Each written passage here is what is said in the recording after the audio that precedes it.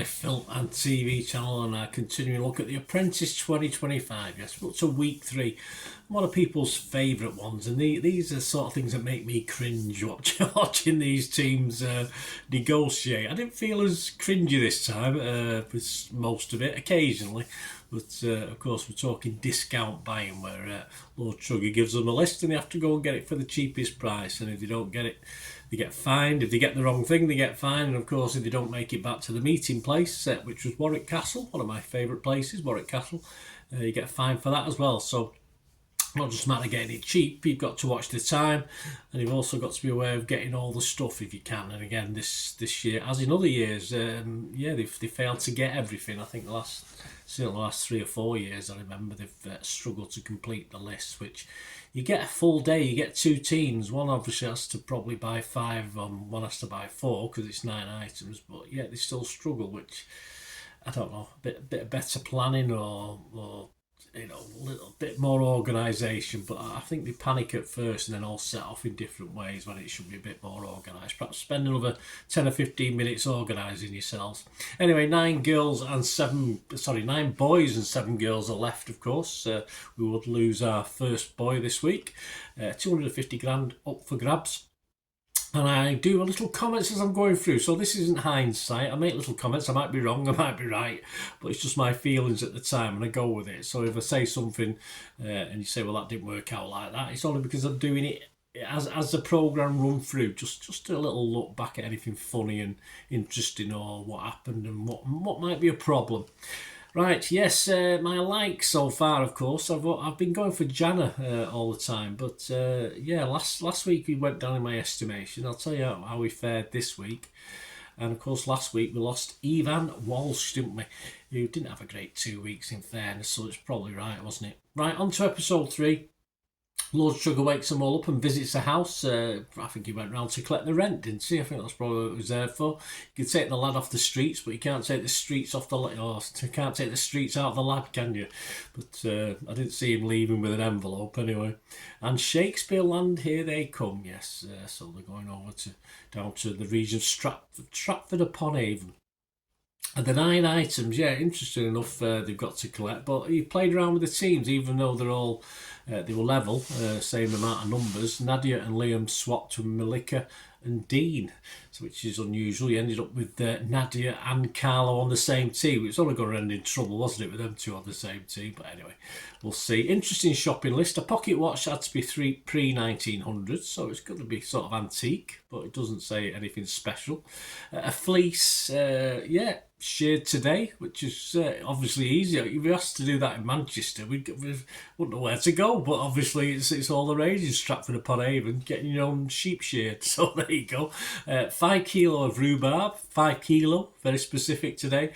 Ophelia, 6 bottles of it. Concave shoes, a pair in steel, obviously that's doing horses, isn't it? A coal hod, a coal carrying thing, a boat hook, I've got them into trouble, a sweet avalanche, and a peacock quill nib. Oh, peacock quill nib, yes. Looking at the individuals and how they went on, Anissa spotted dirt, of course, on the inside of the coal hod. It wasn't black and sooty, was it, love, by any chance? Anyway, a tenner sounded okay for that. I thought Anissa did okay, but to actually pick up a coal hod and say it's got a bit of dirt in it, I thought that was pushing it a little bit, but she got away with that one. Carlo, of course, had punted for PM. And despite a gutsy fight, he did put his case. Let's face it, they don't want him, they don't like him. It's as simple as that. As I don't, I've never liked him up to this episode. Many others I don't think like him either. And of course he starts off being a little bit quiet again when Max asking him how he is, and it causes a sulk, and then it turns into disruption. And disruption it is as he makes notes, and then obviously he starts to critique Max, but he's unfortunately not made any notes about the postcode for the pocket watch. So he's not made all these notes he's made. He has to admit, I haven't done that one.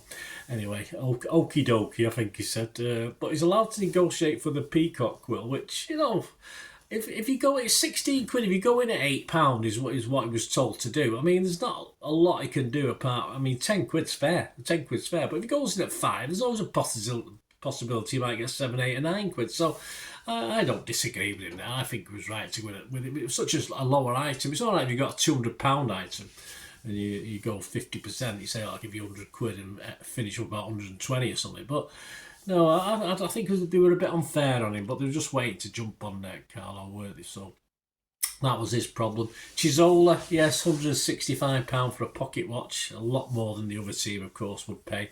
But time was running out, so a little bit of a panic for Chisola with that one, not much option. Jana, yeah, not too much smooth talk this week again. Of course, the £23, I was involved in the flowers, wasn't he? £23.70, but again, quiet from Jana. Kia, a nice guy on negotiation. I quite like Kia this week. Didn't want to pick the rhubarb, aware of the time constraint. So there you are. It's a bit of initiative as well.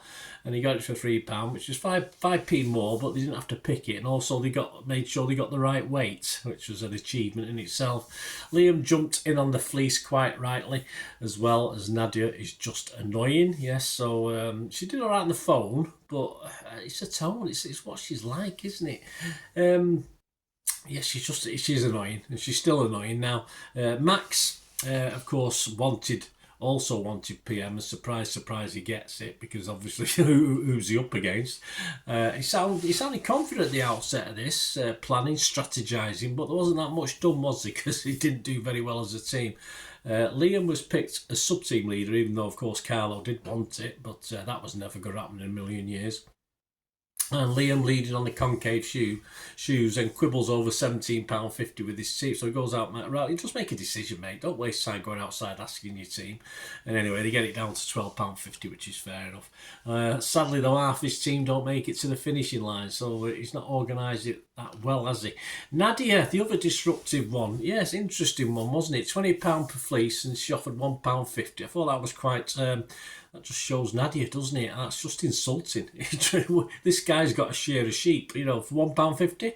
Yeah, I'll have plenty of that. Nadia's pretty useless. I mean, a tone of voice just right. Even when she's on the phone, I get a bit pissed off with her, because it's just she's condescending. It's just a horrible voice she uses. Anyway, she gets 12 with the fleece, which is okay with Liam's help.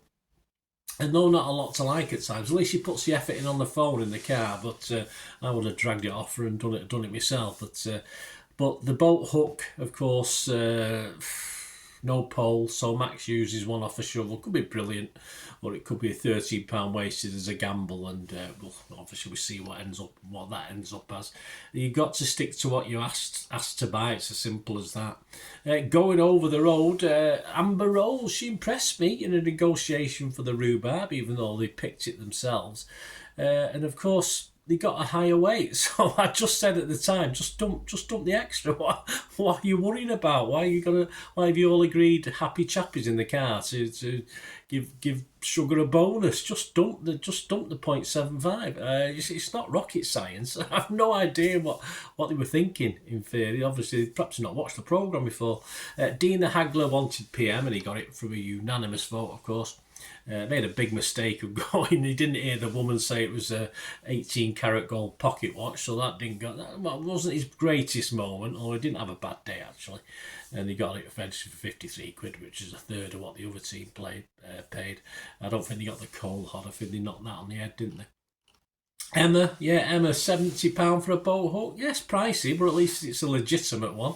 Frederick, I had no idea what rhubarb was when that first came up, and someone said it. I can't remember who it was now. Was it Emma? Said it was celery but purple or something. Certainly don't taste like it, but I can see the point of what she's saying. Anyway, given the lead on a pocket watch, Frederick, but then Dean takes over, doesn't trust him to do it.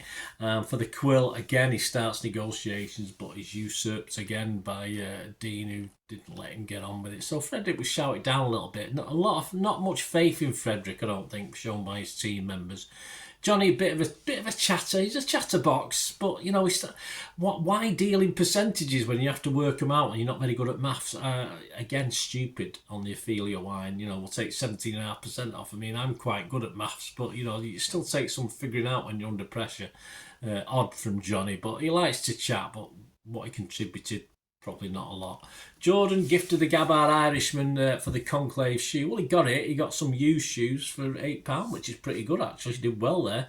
£4.50 less than the others. But again, Jordan was quiet for me apart from that. Malika offers her services to Dean as she's done well at sales, but he puts it to the vote. Yeah, great. I mean, just decide, mate. You don't have to put it to a vote. It was a bit rude buying the flowers, wasn't she? But the team did get a bit of a deal, so that's okay. She escaped with that one. We'll have a word about these before we finish. Mia asking for guidance on negotiation strategy. Not so sure when she gets it. Anyway, the lack of knowledge doesn't put Dean off, as of course he makes her sub-team manager. A bit odd, of course, but she'll catch on very quickly about negotiations. She'll need to flex more than just her muscles. Of course, she's a bodybuilder. She used to be a bodybuilder, didn't she?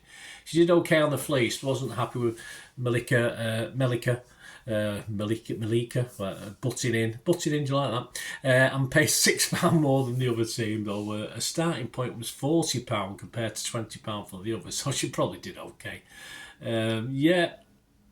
Finishing line, one of the favourite places, Warwick, as I said, and it's Castle. Yes, one of the teams, half the team didn't get there, so there's going to be fines. And in the boardroom, Dean's team, as thought, the rhubarb 5.75 kilo was cancelled. Idiots, should have just thrown some away, and they said that in the boardroom.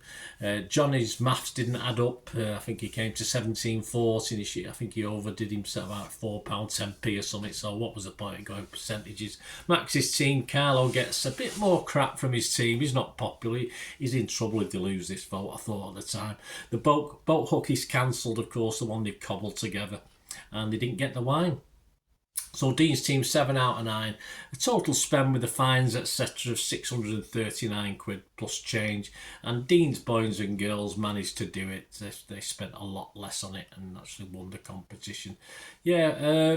Sadly, Max's boys and girls flopped, and I think, as I said before, with Carlo and Nadia on the team, you're struggling. You've got a strong presence in Nadia, but not always in the right direction.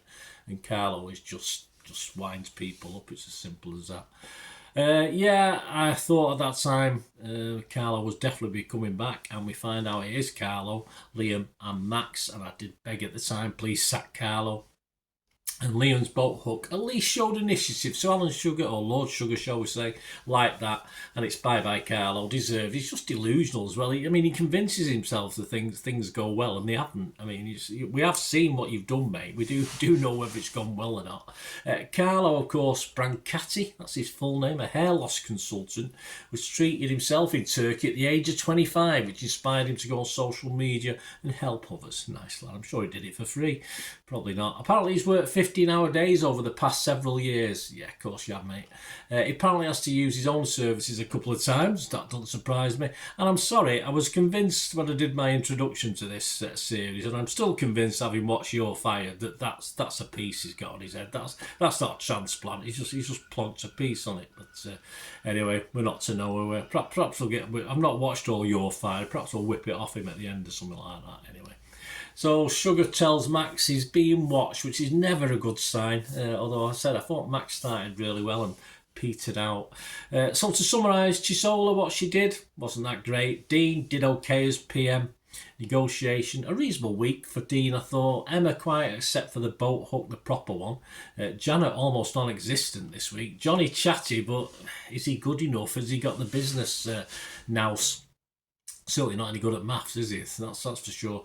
Max started well, as I said, but Sugar's got him in his sights now, so he could be in trouble. Mia, not much going on from. She was a sub-team leader. Apart from chatting to the camera, I didn't see much of Mia, really. Frederick talks a good game, but I don't think the others respect him that much as far as business is concerned.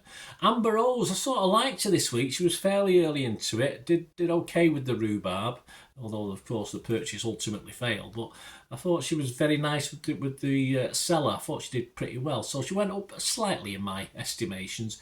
Anissa can spot dirt in a coal bunker. Well, certainly in a coal scuttle or whatever it's called anyway. But she was quiet as well. Melika was a bit abrupt, but still possibly, at this point in time, one of the stronger girls. And Jordan bought the shoes, of course, but again, not really doing enough for me, Jordan. He's too much in the background. So that leaves me with the guys who annoy me, and that's still one guy, and that's still a girl, and that's Nadia. She's out there, but she can just wind people up, and I can see her continuing to do this, and she's going to wind her colleagues up, and she's going to wind people that she's trying to impress up as well with that tone of voice. And the two that I like this week, as I said, Janet, I just forget this week, he's gone really quiet. But I thought Kieran and Liam were okay, more up front this time. Didn't do great, made errors of course, but at least they were up front and they looked a bit more intelligent this week. It's not often we say that about the boys in this competition, but I thought they did okay. So there you go, guys. That's my summing up. Let me know your favourites. As I say, when we get down to 10, I'll do a top 10, but we'll carry on like this for now. Hope you enjoyed it. Sugar one-liners this week. Well, he gave us a sonnet, didn't he? He gave us a Shakespeare piece, which Shakespeare's never made much sense to me. That's why I never did English A-level. I couldn't cope with that garbage. But yeah, one-liners. The wine, not so much Ophelia, more like a bloody failure. I thought it was alright from Lord Sugar. Next week, they're turning crop into cash, apparently, or crap into cash, one of the two, who knows.